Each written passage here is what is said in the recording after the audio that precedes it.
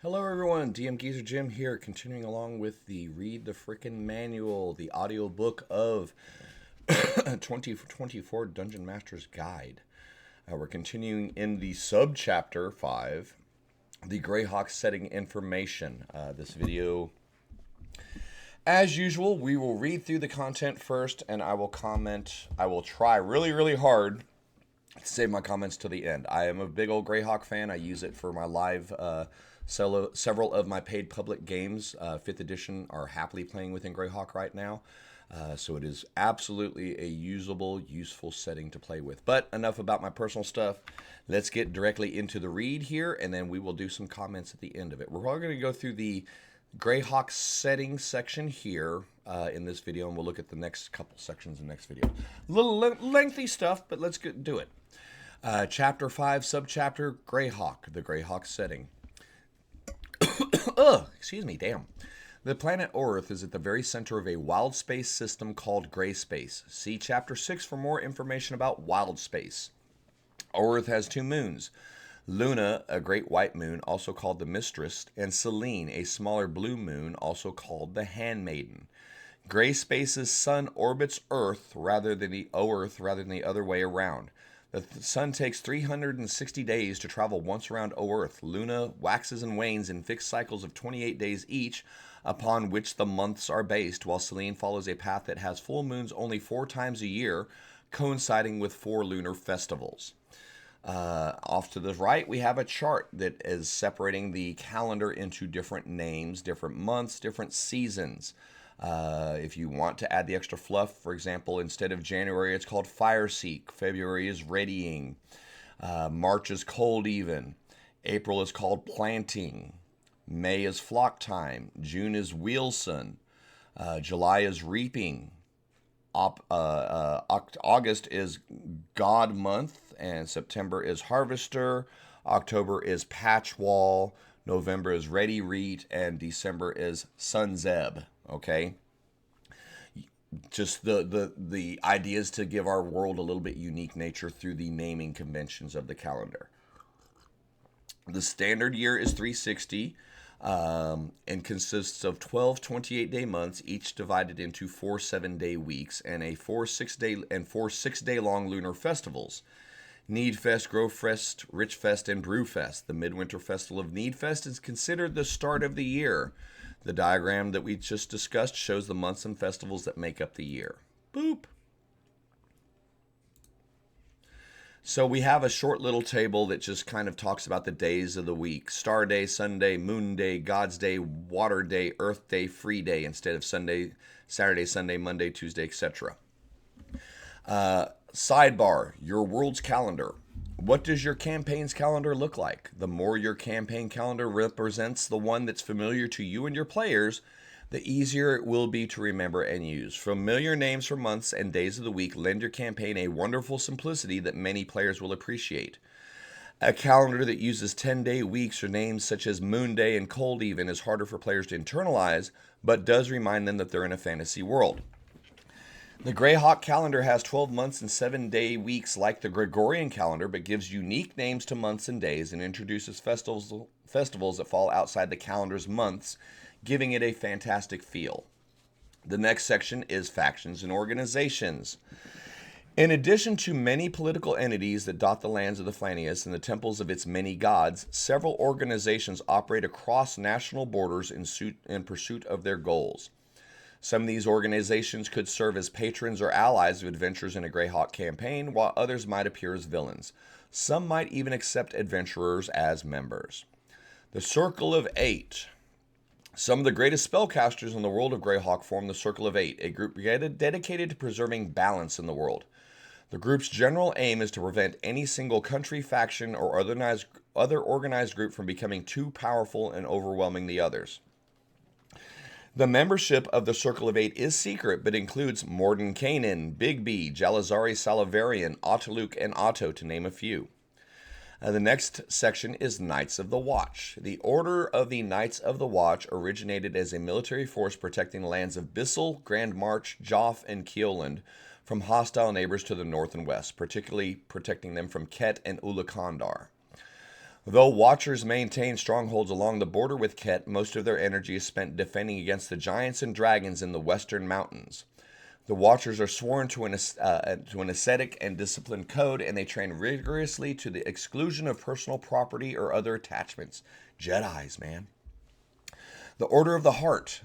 The Knights of the Order of the Heart were organized to preserve the freedom of the states of Furiondi, Valuna, and the High Folk against threats of bandits and hostile neighbors. These nations have little centralized authority or military power, so the Knights have historically served as a first line of defense against these varied threats. In recent years, they have mobilized against the rising threats of Ayas and the elemental evil, forcing them to broaden the scope of their operations into neighboring realms where these evils are active. The next one is the Scarlet Order.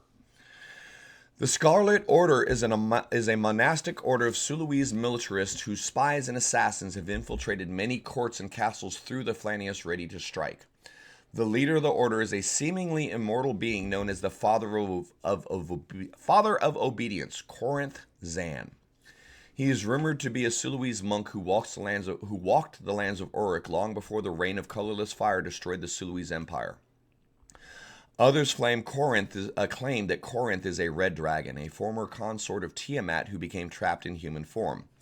Whatever the true story, the Father of Obedience is revered by all who pledge their lives to the Scarlet Order.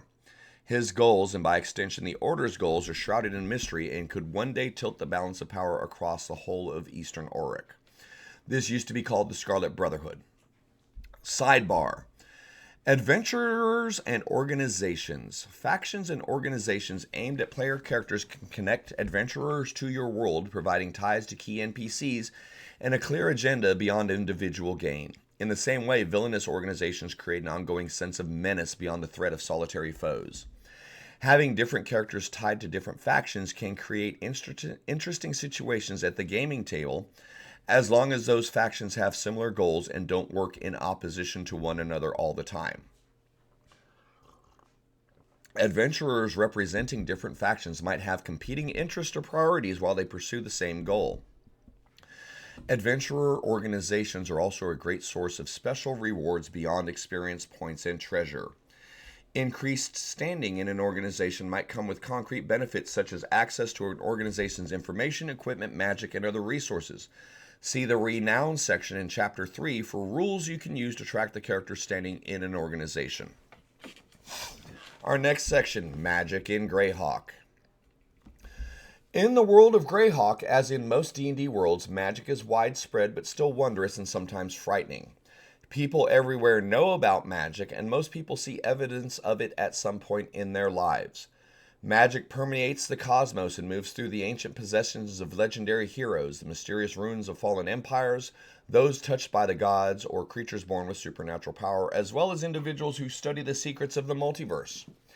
Histories and fireside tales are filled with the exploits of those who wield magic. What normal folk know of magic depends on where they live and whether they know people who practice magic. Citizens of an isolated hamlet might not have seen true magic used for generations, except the strange powers of the old hermit living in the nearby woods, which they regard with suspicion and mention only in whispers. By contrast, magic is common enough in the free city of Greyhawk that the Guild of Wizardry teaches magic and sells spellcasting services. Extensive codes of law govern the use and abuse of magic. The law treats magical coercion as a major crime and punishes the public use of magic in situations that could harm people or property. The next section is the mysteries of Greyhawk. Eastern Uruk is a realm of many mysteries, several of which are described below. The Batfolk of Hempanaland. Separated from Eastern Uruk by the Tilva Strait, Hempanaland is a relatively small continent that few people of Flanius know much about. Those who have explored the northern spur of the Hempanaland report dense rainforests, severe tropical storms, steamy wetlands, and a fetid swamp called the Palisso Swamp. Adventurers are sometimes lured into Hempanaland's rainforest by ancient ruins, including tombs and shrines left behind by ancient civilizations of bat-like humanoids whose history is largely forgotten. Devastating magic. Almost 1,000 years ago, the war between the Backlanish and Suluese empires came to a horrific end. The Backlanish people who lived in what is now the Dripe Steppes called down a rain of colorless fire that burned all living things, igniting the landscape and reduced the Sulawese land to ashes, creating the Sea of Dust. In retaliation, Sulawese survivors invoked their own magic to devastate the Backlanish lands. What magic was responsible for the rain of colorless fire and the evoked devastation? What would happen if such magic fell into the wrong hands today? A central portion of the dry steppes where the seat of the Backlanish Empire stood is said to remain pleasant and rich, roamed by Backlanish nomads. The former Sulawese capital, by contrast, in the heart of the Sea of Dust, is beset by howling winds, terrible dust storms, and rains of volcanic ash and cinders from the nearby hell furnaces. Land of black ice. Those who had ventured far north of the boreal forest tell of a strange phenomenon. Instead of normal stark white snow and translucent blue-white ice, there is an endless landscape of deep blue ice, partially covered in snow. Strange Arctic monsters prowl these fields of dark ice. Stranger still, a verdant land is rumored to exist beyond the ice where the sun never sets. The riches of the bright desert. The bright desert, walled off from the rest of the Flanius by the monster-infested hills of the Aber Alls and the aptly named Knapmarsh, is supposedly filled with copper, silver, gold, and precious stones. The harsh climate, varying wild temperatures, and hostile inhabitants discourage exploration. Expeditions have attempted to penetrate the bright desert and extract its riches, but none have ever returned. The next mystery of Greyhawk is the Rift Canyon. Between the Bandit Kingdoms and the Shieldlands stretches a deep canyon 10 miles wide at the ends, 30 miles wide at its midsection, and 180 miles long. The Rift Canyon, which is more than a mile deep, is home to at least one blue dragon and has tunnels near its base that lead to the Underdark. The next one is White Plume Mountain, situated just south of the Rift Canyon. The ever-smoking White Plume Mountain has always been a subject of superstitious awe to the neighboring villagers. People still travel many miles to gaze upon this natural wonder, though few dare to approach it closely, as it is reputed to be the haunt of demons and devils. The occasional disappearance of those who stray too close to the plume reinforces this benefit. White Plume Mountain is detailed in the 5e book Tales from the Yawning Portal. The Gods of Greyhawk. The Gods of Greyhawk table shows many of the most popular deities worshipped in the Flanius. Greater gods and demigods are marked as such, the others are lesser gods. Many other deities and demigods are also worshipped in the Flanius beyond those shown on this table.